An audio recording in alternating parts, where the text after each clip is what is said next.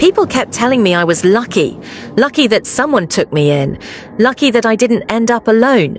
None of them asked why no one else lived there, and none of them asked why he needed me to move in so quickly. My father died on a Tuesday, not suddenly, not dramatically, just quietly enough that the world didn't stop for anyone but me. Bills arrived before condolences did.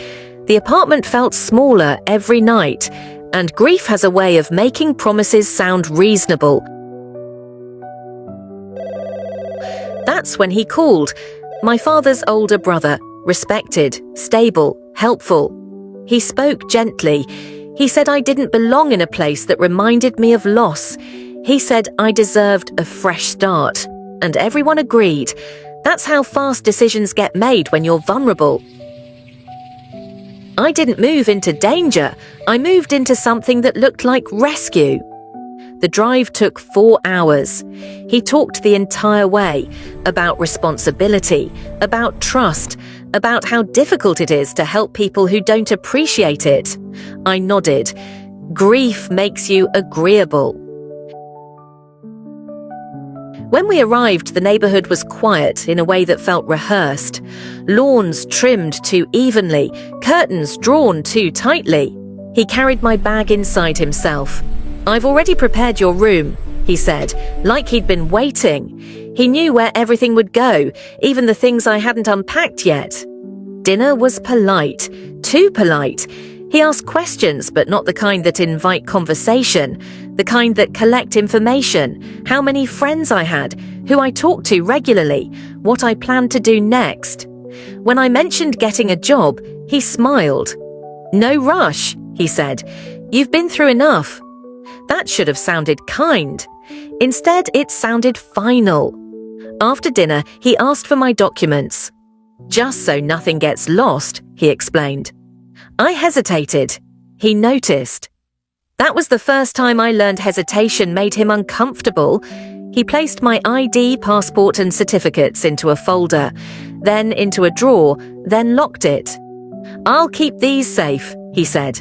"You wouldn't believe how careless people can be." I laughed weakly. He didn't. That night, I realized my bedroom door didn't lock from the inside. Not broken, just never designed to. That's when I stopped feeling like a guest. Sleep didn't come easily. Every sound felt louder in a house that didn't echo with other lives. No television from another room, no distant footsteps.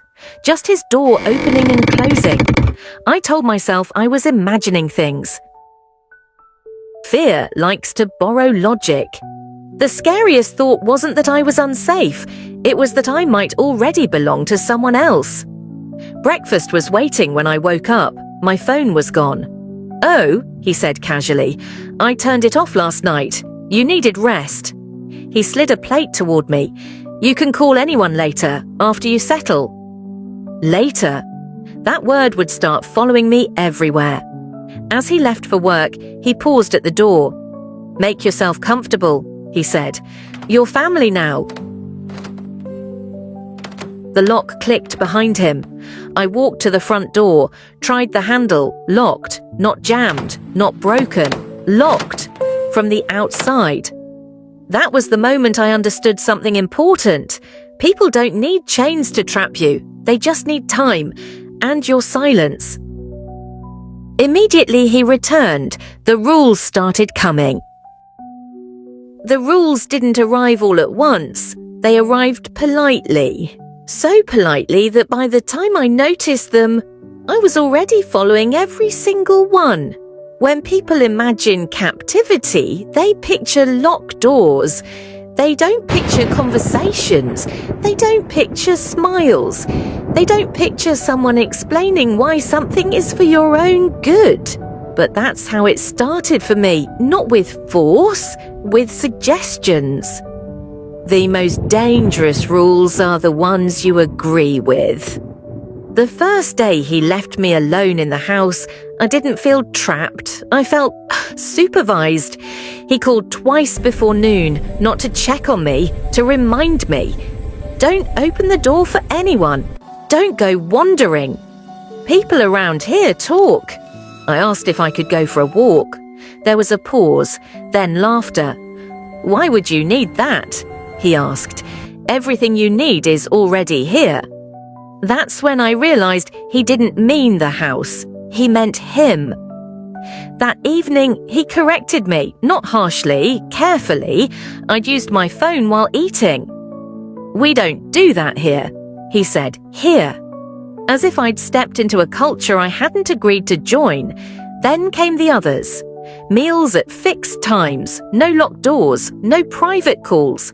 Each one delivered calmly, each one followed by the same phrase. It's just how things work best.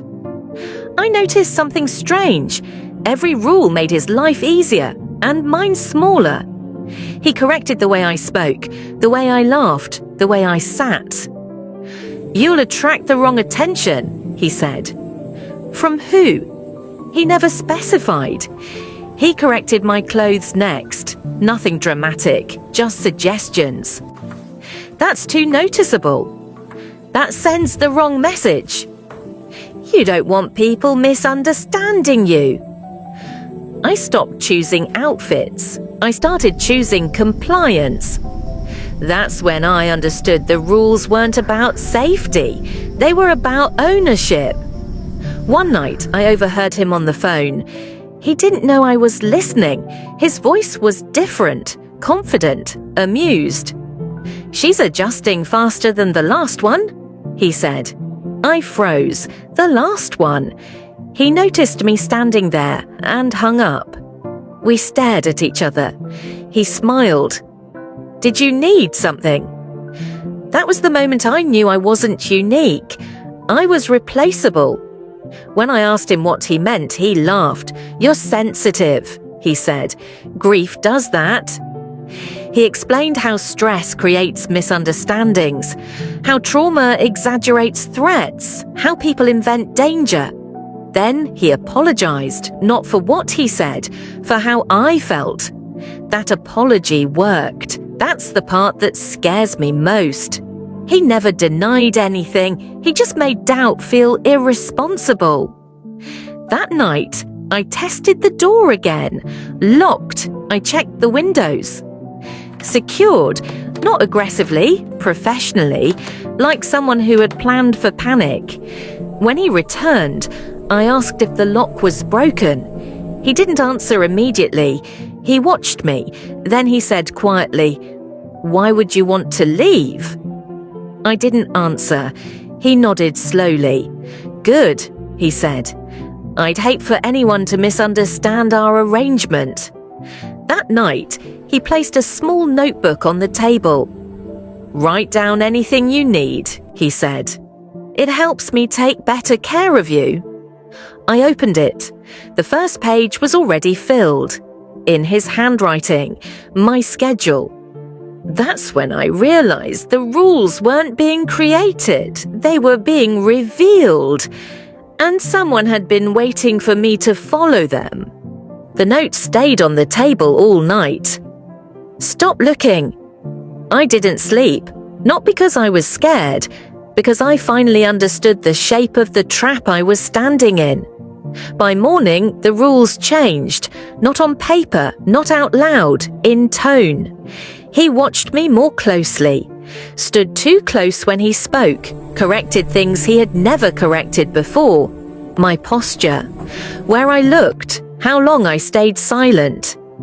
"You don't need to be nervous around me," he said once, his voice gentle, his hand resting on the back of my chair. "You're safe here." That word again, safe. The first time he crossed a line, he didn't touch me. He asked a question. "Do you trust me?" I hesitated. That was enough to make him angry. Not loud anger, not violent anger. The kind that smiles while it rearranges your reality. "I've done everything for you," he said quietly. "I took you in when no one else would. I protect you. I feed you. I keep you from falling apart." I told him I was grateful. He said, "Then you won't make this difficult." That night, he locked my door from the outside. Not because I had done anything wrong, because he said I needed boundaries. The next day, he took my notebook away. "You don't need secrets," he said. "Families don't keep secrets from each other." That was the day I realized he wasn't just controlling my life, he was redesigning it. He stopped pretending the house was neutral territory. He decided when I ate, when I slept, when I spoke. He commented on my appearance constantly, not with compliments, with evaluations. Too noticeable, too quiet, too independent. One evening, he blocked the hallway when I tried to pass. "You're not leaving this room tonight," he said. I asked why. He tilted his head. "You already know why. That was the first time he said it out loud. You belong here. With me. I saved you. I deserve loyalty." When I told him no, his face changed, not rage, disappointment. The kind you see when something breaks that someone expected to own. He said, "You're making me choose a solution I didn't want to use." 2 nights later, the power went out. He came into my room without knocking. I woke up to the sound of the door locking behind him. He didn't touch me. He stood at the foot of the bed. "You can live comfortably," he said. "You can live obediently. Or you can disappear like the last one." That was the first time he admitted it. I told him I would scream. He smiled. "There's no one left who listens." When I tried to push past him, he grabbed my wrist, not violently, decisively. That's when I knew this wasn't about control anymore. This was about ownership. And ownership doesn't tolerate refusal. When I fought back, he didn't try to restrain me. He shoved me hard. I hit my head on the bed frame. Everything went blurry. The last thing I heard him say was, "I told you not to make this difficult." I didn't lose consciousness. I pretended to. He thought I was out cold. He dragged me toward the bathroom. I felt the cold tile under my back. He opened the cabinet under the sink. I realized what he was reaching for. I kicked hard. My heel connected with his knee. He went down. I ran, barefoot, bleeding, half conscious. I smashed the front window with a chair. The alarm went off. Lights came on in other houses. He chased me. I didn't look back. I collapsed on a neighbor's lawn. And this time, someone opened a door. The police didn't believe me at first, not fully. He was respected, stable, helpful, but the house didn't lie. They found the hidden documents, the erased photos, the locked drawer, the schedule notebook, the sedatives, the previous woman's records, her missing persons file. He didn't deny any of it. He said they were ungrateful. They needed structure. They needed someone to keep them from destroying themselves. They charged him with false imprisonment, assault, attempted murder, abuse of a vulnerable person, evidence tampering, and involvement in a previous disappearance. I don't live in that house anymore. I don't live with anyone. I live somewhere quiet, with locks that work from the inside. I still flinch when I hear keys. I still wake up when doors close, but I'm alive. And his name is public now. And the woman before me finally has a name again too. People still tell me I was lucky. I don't correct them because they don't understand something important. I didn't escape a house. I escaped a person who thought he owned my life. And people like that don't stop. They just wait.